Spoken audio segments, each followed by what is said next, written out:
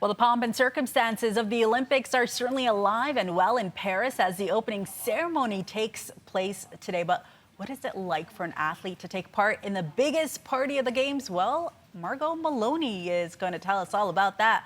Margo competed for Canada in the beach volleyball competition at the 1996 Summer Olympics in Atlanta.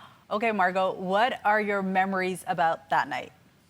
Oh boy, that night was a huge imprint at the first. It was my first time, the only time I've been to the Olympics, and that was my first actual Olympic experience. The two things that are, I think, really significant in my memory stand out are the uniforms, our parade uniforms that we had. 96 was the 100th anniversary of the Olympics. The first Olympics were held in Athens in 1886.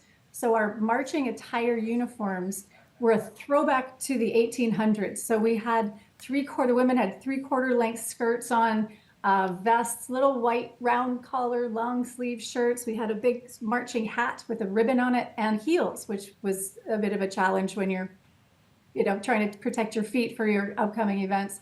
The guys had something similar. And what happened, they built a new stadium for the opening ceremonies in Atlanta.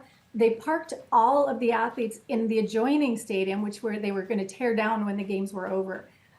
We got all dressed up, bussed over, all 10,000 athletes parked in this stadium, the secondary stadium, watching the opening ceremonies on the big screen, the Jumbotron in that stadium. So we sat there for 3+ hours. You know how long the whole event is, all the shows and the pomp and circumstance, the entertainment. It was amazing. As you're speaking, we're seeing images from those games and a familiar face, Muhammad Ali. We saw his face right there. What was it like in the stadium when the champ appeared? That was the second thing that is huge. It made an amazing imprint on me, and I'm sure every other person in that stadium. The torch came in at the very end. We're all standing in the infield. We are watching a torch do the lap. It's passed off to a U.S. swimmer. She runs it up the ramp and hands it to the mystery guest. And Muhammad Ali steps out of the shadows to accept the torch. Wow. And he's standing there. We can see him personally, see him live. We can also see him on the Jumbotrons inside the stadium. And you can see him, he's holding up the torch. He's visibly shaking. The tremors from his Parkinson's are very visible. In that moment, 85,000 people, it was dead silent. A pin could have dropped. It was this amazing, the energy, this place that had been shimmering and pulsating with energy went still. I can imagine that. Amazing. And I get goosebumps thinking about it now. I want to switch gears a little here. As we all know, Canada's women's soccer team is currently facing some controversy here with the whole drone debacle.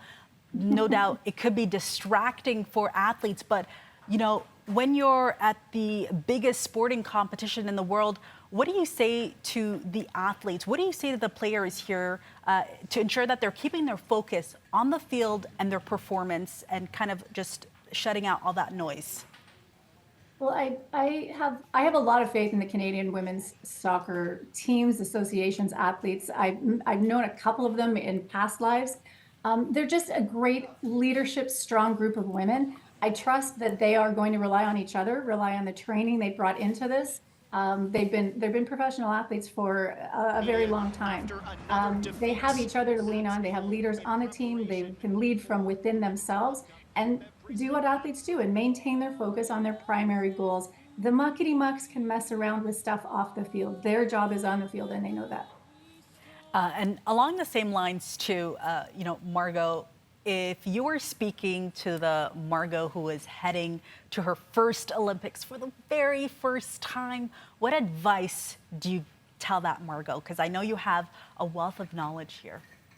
I've had 28 years to think about that.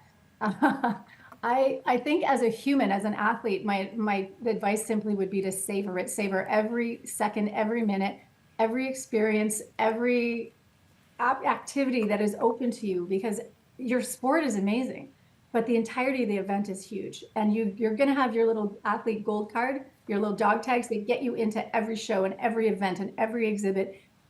Do as much as you possibly can when your set of games is over. Really enjoy it. The other part is sort of looking back, post-athlete, post-sport career, as a professional, I'll say, keep in mind that the people, the contacts, the network that you have access to right now could be really very, very, very valuable to you as you move post-athlete, post-sport, or into whatever the next chapters, the next year's careers are. So that would be kind, be professional, and hold it. Make as many contacts as you can and stay in touch with them. And most importantly, like you said, soak up every moment. Yes. Some wise gems here coming from Margo Malowney. Margo, thank you so much. I know we'll be cheering for Team Canada together. Absolutely. Thank you so much, Faiza.